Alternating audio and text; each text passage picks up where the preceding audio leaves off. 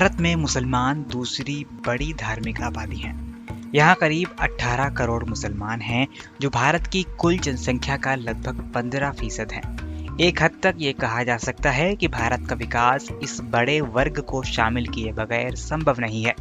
यही वजह है कि भारतीय संविधान ने अधिकार देते समय बहुसंख्यकों के साथ इस वर्ग का भी खास ध्यान रखा है।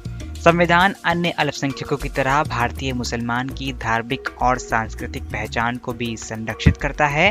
मुसलमानों के बारे में ये बात काफ़ी मशहूर है कि उनकी जीवन शैली पर इस्लामिक स्कॉलर्स या उलमा का बहुत बड़ा प्रभाव होता है। पूरे समुदाय के भीतर उलमा को विशेष आदर सत्कार से देखा जाता है। कुछ समय पहले राष्ट्रीय राजधानी दिल्ली के इंडिया इस्लामिक कल्चरल सेंटर में आयोजित एक सम्मेलन में राष्ट्रीय सुरक्षा सलाहकार अजीत डोभाल ने भी समुदाय के भीतर उलमा के महत्व को दर्शाया था। डोभाल के मुताबिक उलमा ही सहिष्णुता, सद्भाव और शांतिपूर्ण सह अस्तित्व को बढ़ावा देने में सहयोग को आगे बढ़ा सकते हैं। यूं तो मुस्लिम समुदाय के भीतर बड़ी संख्या में उलमा मौजूद हैं, लेकिन देश में कुछ ऐसे बड़े उलमा भी हैं जो देश के कोने कोने तक अपना असर रखते हैं। ऐसे ही भारत के टॉप उलमा के बारे में जानिए आज की वीडियो में।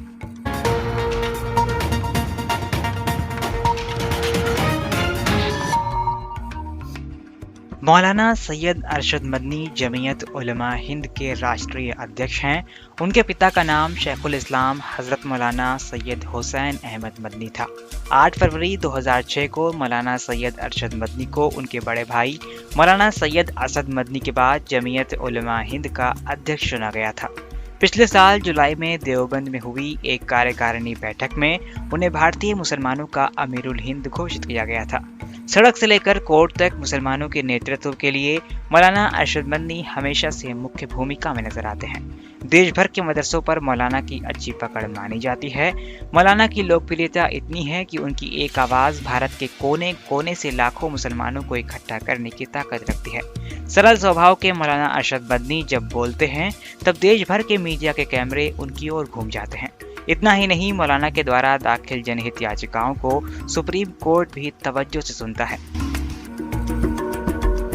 मौलाना मोहम्मद राबे हसनी नदवी सुन्नी इस्लामिक विद्वान हैं। वह भारतीय मुसलमानों के सबसे बड़े संगठन all India Muslim personal law board के राष्ट्रीय अध्यक्ष हैं। मौलाना लगातार 6 टर्म से इस संगठन की अध्यक्षता कर रहे हैं। वह दारुल उलूम नदवतुल उलमा के प्रमुख चांसलर और आलमी राबिता अदब इस्लामी रियाद के कुलपति भी हैं। उनका जन्म 1 अक्टूबर 1929 को यूपी के रायबरेली में हुआ था। मौलाना ने रायबरेली में अपने परिवार मकतब से प्राथमिक शिक्षा प्राप्त की और उच्च अध्ययन के लिए दारुल उलूम नदवतुल उलमा में शामिल हो गए। 1955 में नदवा अरबी विभाग के प्रमुख बनने के बाद 1970 में अरबी संकाय के डीन के सहायक प्रोफेसर बने। 1993 में वह नदवतुल उलमा के कुलपति बने। वहीं सन 2000 में उन्हें नदवा कॉलेज का कुलाधिपति नियुक्त किया गया था। उन्हें अरबी भाषा और साहित्य में योगदान के लिए भारत सरकार द्वारा सम्मानित भी किया जा चुका है। एक बड़े मदरसे का प्रमुख और all India Muslim personal law board के अध्यक्ष की हैसियत से मौलाना की मुसलमानों के एक बड़े वर्ग पर काफी मजबूत पकड़ मानी जाती है।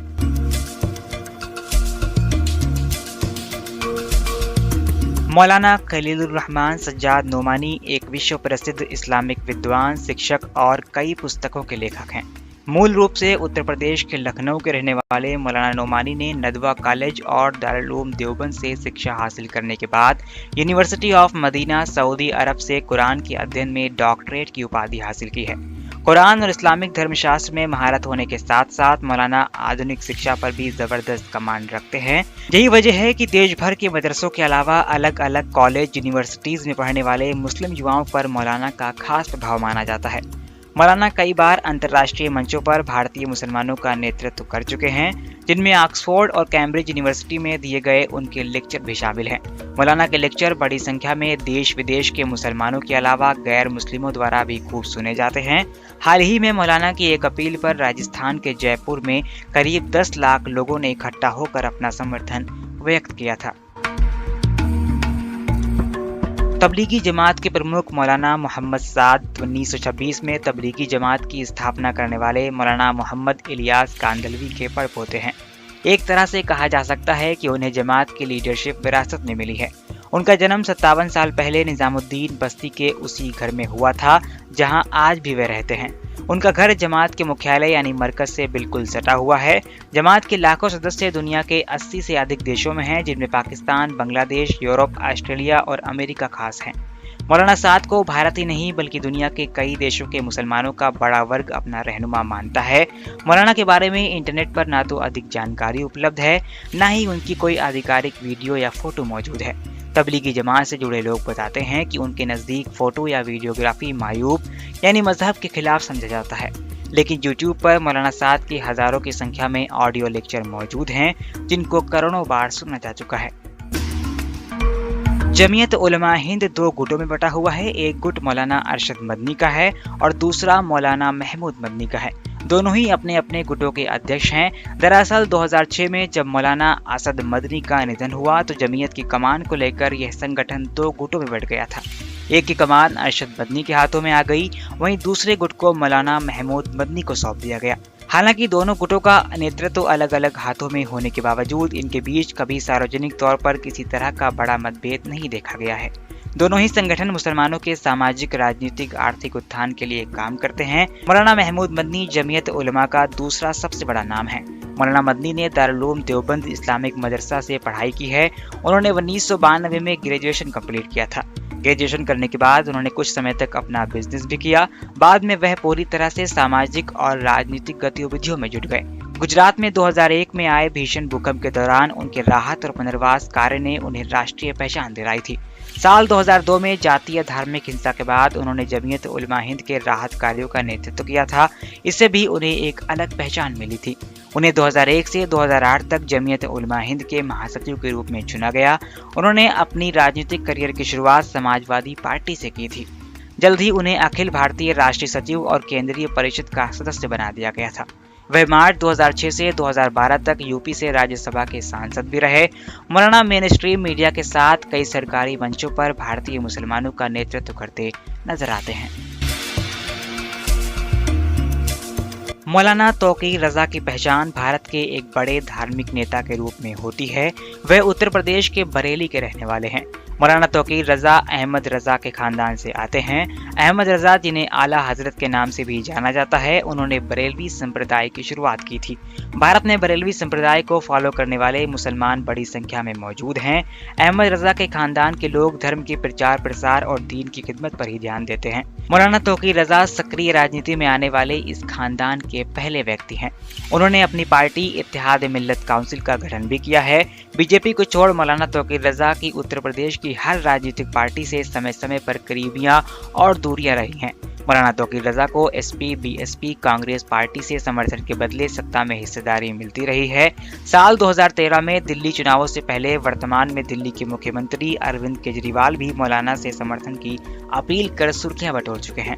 आला हजरत के खानदान से होने के नाते मौलाना देश के मुसलमानों के एक बड़े वर्ग पर अपना प्रभाव रखते हैं। उनकी लोकप्रियता का अंदाजा हाल ही में उनके द्वारा किए गए कुछ विरोध प्रदर्शनों से लगाया जा सकता है। मौलाना बदरुद्दीन अजमल भारतीय राजनीति में एक जाना पहचाना नाम है। अपनी धार्मिक और सामाजिक गतिविधियों के कारण आसामी मुसलमानों में अजमल काफी लोकप्रिय हैं। ये लोग उन्हें एक राजनेता के साथ साथ इस्लामिक गुरु के तौर पर भी देखते हैं। बदरुद्दीन अजमल की आर्थिक हैसियत बहुत मजबूत है। वह दुनिया भर में करोड़ों रुपए का इत्र का कारोबार करते हैं। इस समय दुबई समेत खाड़ी के करीब सभी देशों में अजमल के इत्र के बड़े शोरूम हैं। अजमल ने लंदन और अमेरिका के शहरों में अजमल परफ्यूम के आधुनिक शोरूम भी खोल रखे हैं।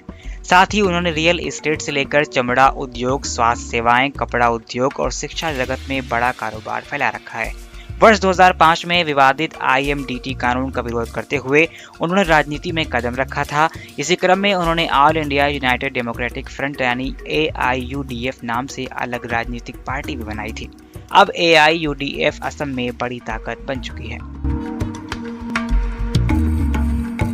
मौलाना कल्बे जवाद नकवी मजलिस उलमा हिंद के जनरल सेक्रेटरी हैं। शिया समुदाय के भीतर मौलाना अपनी मजबूत पहचान रखते हैं। मौलाना की निजी जिंदगी के बारे में नेट पर कुछ भी उपलब्ध नहीं है। हालांकि अलग अलग राजनीतिक सामाजिक मुद्दों पर की गई मौलाना की टिप्पणियां हमेशा सुर्खियां बटोरती हैं। मौलाना का वर्तमान भाजपा सरकार के प्रति नरम रवैया उन्हें बाकी के उलमाओं से अलग पहचान दिलाता है।